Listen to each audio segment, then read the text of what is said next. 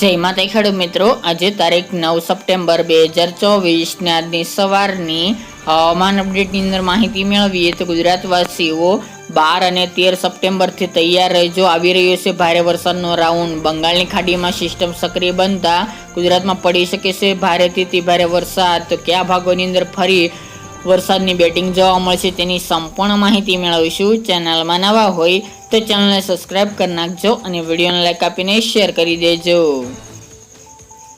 ફરી ગુજરાત ઉપર ખતરાના વાદળો ઘેરાઈ રહ્યા છે, કારણ કે એક વાવાઝોડું બન્યું હતું તે ચીન ઉપર જઈને ત્રાટકી ચૂક્યું છે. હવે તે આગળ વધીને તેની અસર બંગાળના ઉપસાગરમાં જોવા મળશે, જેના કારણે અત્યારે ગઈકાલના રોજમાં એક સિસ્ટમ સક્રિય બની ચૂકી છે. અત્યારે તે લો પ્રેશર છે, ત્યારબાદ તે વાવાઝોડાની અસરના કારણે ડિપ્રેશન, ત્યારબાદ ડીપ ડિપ્રેશન બનીને વધુ મજબૂત બનીને આ સિસ્ટમ આગળ વધવાની છે, જેના કારણે આ સિસ્ટમને કારણે ફરીવાર ગુજરાતને ધમરોળે તેવું અનુમાન દેખાઈ રહ્યું છે. હાલની અપડેટ મુજબ આ સિસ્ટમ વધુ મજબૂત બનીને ગુજરાત ઉપરથી પણ પસાર થશે, તો બી ગુજરાતમાં 12 તારીખથી ફરીવાર વરસાદનો નવો રાઉન્ડ જોવા મળે તેવી શક્યતાઓ રહેલી છે. આ સિસ્ટમનો ઘેરાવો ખાસ કરીને મધ્ય પૂર્વ, દક્ષિણ ગુજરાત અને ઉત્તર ગુજરાતની અંદર જોવા મળે તેવી શક્યતા રહેલી છે.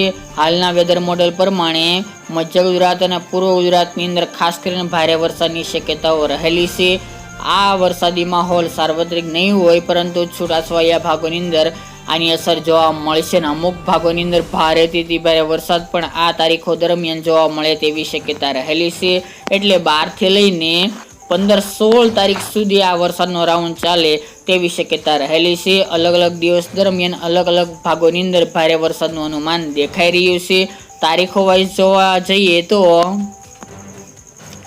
જેમની અંદર મિત્રો 11 અથવા તો 12 સપ્ટેમ્બરથી ઉત્તરના ભાગો, મધ્ય પૂર્વના ભાગોની અંદર વરસાદની એન્ટ્રી થઈ શકે છે અને હવામાનમાં પલટો આવે તેવું અનુમાન દેખાઈ રહ્યું છે. 12 તારીખથી ઘણા બધા ભાગોની અંદર સારો વરસાદની પણ શક્યતા ઊભી થઈ છે, તેમજ અમુક ભાગોની અંદર ભારે વરસાદનું અનુમાન પણ હાલ તો જોવા મળી રહ્યું છે. વાત કરવામાં આવે તો મધ્ય પૂર્વ અને ઉત્તરના ભાગોની અંદર ખાસ કરીને વધુ શક્યતા વરસાદની અરવલ્લી જિલ્લામાં, તેમજ માંડલી છે, સાગબારા, ડુંગરપુર, ખેડબ્રહ્મા, ઈડર, વડાલી, હિંમતનગર, પ્રાંતિજ, માણસા, મહેસાણા, મોઢેરા આજુબાજુના, સિદ્ધપુર, વડનગર જે ઉત્તરના ભાગો છે, તેમજ પાલનપુર, અંબાજી, ડીસા, ધાનેરા સુધીના ભાગોની અંદર, એટલે કે બનાસકાંઠા, સાબરકાંઠા અને અરવલ્લી, આ સિવાય પાટણ, મહેસાણા 5 જિલ્લાની અંદર અસર જોવા મળી શકે છે. સૌથી વધુ વરસાદની શક્યતા બનાસકાંઠા, સાબરકાંઠા અને અરવલ્લીમાં જોવા મળશે.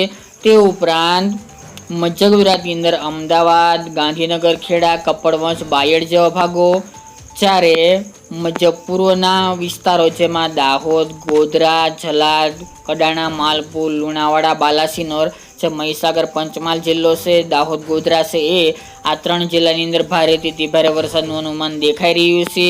આ સિવાય કવાંટ તાલુકો, છોટાઉદેપુર, બોડેલી, ચાંપાનેર, વડોદરા, ડભોઈ, બોરસદ આ ભાગોની અંદર પણ મધ્યમથી ભારે વરસાદનું અનુમાન દેખાઈ રહ્યું છે. દક્ષિણ ગુજરાતની વાત કરવામાં આવે તો દક્ષિણ ગુજરાતની અંદર નર્મદા, ડેડિયાપાડા, રાજપીપળા, ભરૂચ, અમોદ, સુરત, વ્યારા, નવાપુર, વલસાડ, વાપી, ડાંગ, આહવા, નવસારી સહિતના ભાગોની અંદર પણ આ સિસ્ટમની અસર જોવા મળી શકે છે. આ સાથે સૌરાષ્ટ્રના વિસ્તારો જેમાં ભાવનગર, તળાજા, શિહોર, બગડાણા, પાલીતાણા, મહુવા, જેસર, વલભીપુર, ગઢડા, બોટાદ, બાબરા, અમરેલી, કુંડલા, ધારી, બગસરા, રાજુલા, તુલસીશ્યામ એટલા ભાગોની અંદર સૌરાષ્ટ્રના ભાગોમાં પણ અસર જોવા મળે આ સિસ્ટમની તેવી શક્યતા રહેલી છે. તો જે રાઉન્ડ ગયો તો તે મુજબનો આ રાઉન્ડ જોવા મળે તેવું અનુમાન રહેલું છે. હાલની અપડેટ મુજબ 50% લઈને 60% જેટલા વિસ્તારને આ વરસાદી રાઉન્ડનો લાભ મળે તેવું હાલ તો જોવા મળી રહ્યું છે. 12 તારીખથી ગુજરાતમાં વરસાદી માહોલ જોવા મળશે. સિસ્ટમની અસર ધીરે ધીરે અન્ય વિસ્તારની અંદર પણ જોવા મળે તેવી શક્યતા રહેલી છે. 13 તારીખ દરમિયાન પણ આ ભાગોની અંદર ભારે વરસાદનું અનુમાન દેખાઈ રહ્યું છે. ખાસ કરીને આ સિસ્ટમનો ઝુકાવ ઉત્તર ભારત તરફ વધુ જોવા મળશે, તો ગુજરાતની અંદર વરસાદના વિસ્તારોમાં ઘટાડો થઈ શકે છે. પરંતુ ખાસ કરીને આપણે જે જણાવ્યા ઉત્તરના વિસ્તારો જેમાં સાબરકાંઠા, બનાસકાંઠા, પાટણ, મહેસાણા, અરવલ્લી આ 5 જિલ્લામાં વરસાદની શક્યતાઓ છે. દાહોદ, ગોધરા, વડોદરા, છોટાઉદેપુર, મહીસાગર, પંચમહાલ આ 5 જિલ્લા, અમદાવાદ, ગાંધીનગર, ખેડા એ જિલ્લા, તેની સાથે દક્ષિણના તમામ જિલ્લાઓની અંદર વરસાદની સંભાવનાઓ રહેલી છે. સૌરાષ્ટ્રના પણ 2 થી 4 જિલ્લાની અંદર વરસાદની શક્યતા આ રાઉન્ડની અંદર જોવા મળે તેવું અનુમાન રહેલું છે. આ સિવાય સૌરાષ્ટ્રના બાકી રહેતા વિસ્તારો તેમજ કચ્છના બાકી રહેતા વિસ્તારોની અંદર વરાપ જોવા મળશે, પરંતુ હવામાનમાં અવશ્ય ચોક્કસપણે બદલો આવે તેવું અનુમાન હાલની અપડેટ મુજબ જોવા મળી રહ્યું છે. એટલે કોઈ ખેડૂત ભાઈ ડરવાની જરૂર નથી, કોઈ વાવાઝોડું આવવાની શક્યતા જણાતી નથી, પરંતુ ગુજરાતમાં ફરીવાર વાદળો ઘેરાશે. જે વરફનો રાઉન્ડ જોવા મળી રહ્યો હતો તેની જગ્યાએ ફરીવાર સિસ્ટમની અસર જોવા મળી શકે છે. સિસ્ટમ જેમ નજીક આવશે તેમ ગુજરાતમાં કાળા ડિબાંગ ઘેરાયેલા વાદળો જોવા મળશે. ફરી ચોમાસું સક્રિય થાય તેવી શક્યતા રહેલી છે. બંગાળના ઉપસાગરમાં જે વાવાઝોડાની ગતિવિધિને કારણે સિસ્ટમ બનીને વધુ મજબૂત બનીને આગળ વધવાની છે, જેના કારણે ફરીવાર ગુજરાતની અંદર મેઘતાંડવ થાય તેવું જોવા મળી રહ્યું છે. એટલે આ વરસાદી રાઉન્ડ 17 તારીખ આસપાસ ચાલે તેવી શક્યતા રહેલી છે, પરંતુ એક સાથે તમામ ભાગોની અંદર વરસાદ નહીં જોવા મળે, છૂટાછવાયા ભાગોની અંદર જોવા મળી શકે છે. સૌથી વધુ મધ્ય પૂર્વના ભાગોની અંદર ભારે વરસાદનું અનુમાન દેખાઈ રહ્યું છે.